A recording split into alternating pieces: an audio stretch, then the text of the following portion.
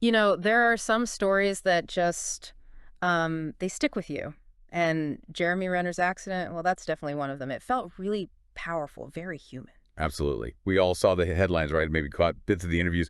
But what we want to do here in this deep dive is maybe go a bit deeper than just the surface. Yeah, exactly. Really look at the core of his experience, Mm. especially this intense focus he developed on his breath, Yeah, during the accident and after. right. And it's not just about like admiring his toughness, though obviously there's that too. The goal today is really to dig into what his story might tell us. Hmm. We've looked at news coverage, ABC, CNN, ET, and also this concept for a documentary, My Next Breath, the Jeremy Renner story, plus some personal reflections he shared. Yeah, trying to piece together insights about maybe self-development, Hmm. resilience, and just the power of something so basic as breathing. Okay, so let's start at the beginning, the accident itself. Right. So the reports say January 1st, 2023, he's using this huge snowplow, like 14,000 pounds, Well, to help his nephew whose car was stuck.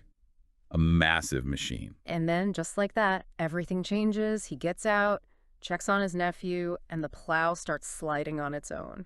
Yeah. And he tries to stop it, right? Jumps onto the track, trying to divert it or get back in the cab. A move that, I mean, tragically could have ended everything right there. Absolutely. But instead of stopping it, he gets pulled underneath. Ah. And the descriptions he's given at that moment, Yeah. they're intense. He talks about just unbearable pain, agony you can't really picture. He even mentioned, didn't he, his eye being dislodged and somehow staying present through that. He did. Hmm. But the key thing for what we're talking about is how he described this, like laser focus on every single breath. Yeah, that's the part that really grabs me.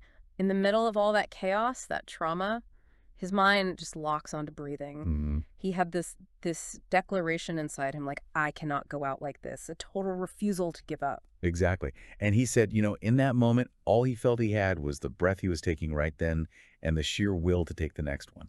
It really shows you how deep that survival instinct runs, doesn't it? It really does. And when you hear the extent of the injuries, I mean, over 30 broken bones, a collapsed lung, It paints a pretty brutal picture of what his body went through. totally. So the recovery, as you'd expect, was just this massive uphill battle, relearning everything basically, walking, talking, just basic functions. And that documentary concept, My Next Breath, it seems like they really want to show that journey. Yeah, they mentioned using news footage, maybe even his own social media posts from the time. Oh, right. And those images and videos of him actually recovering, taking those first steps, Yeah. again, clips from interviews perhaps. And I saw something about a text overlay they planned, something really concise. Yes, exactly.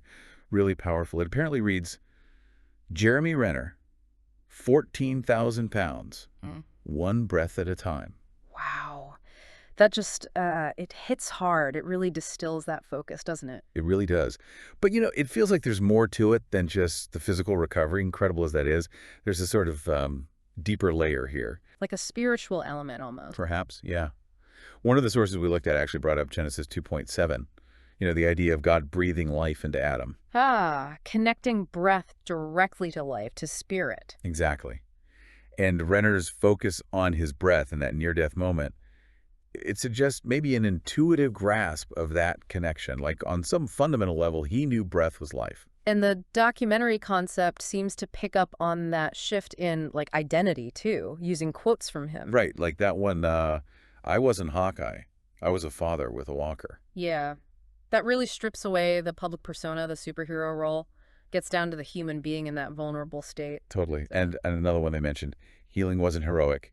It was boring, brutal, and beautiful. That's such an honest take on recovery, isn't it? It's Yeah. not glamorous, it's just work, hard grinding work. Yeah, demystifies it. Shows the grit involved. Yeah. The documentary outline also mentioned a section called Purpose from Pain, which hints at this theme of maybe rebirth, finding meaning after something so traumatic. They even suggested maybe using clips from his show, Renovations. Oh, where he's rebuilding things. Exactly. As a kind of visual metaphor for his own rebuilding process, internal and external. It makes you think, how do we all find meaning after hitting rock bottom? So, okay, let's step back. For you listening, what are the big takeaways here? What can we learn from Jeremy Renner's experience? Well, the first one, maybe the most obvious, is just hope. Never giving out hope. Right. Even when things seem completely impossible, when the pain is overwhelming.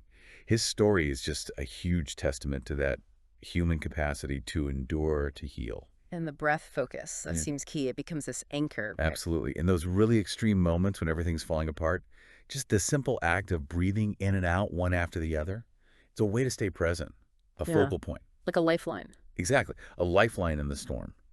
And this connects to something the documentary concept raises right at the end. Mm. These reflection questions. Oh, yeah. What were they?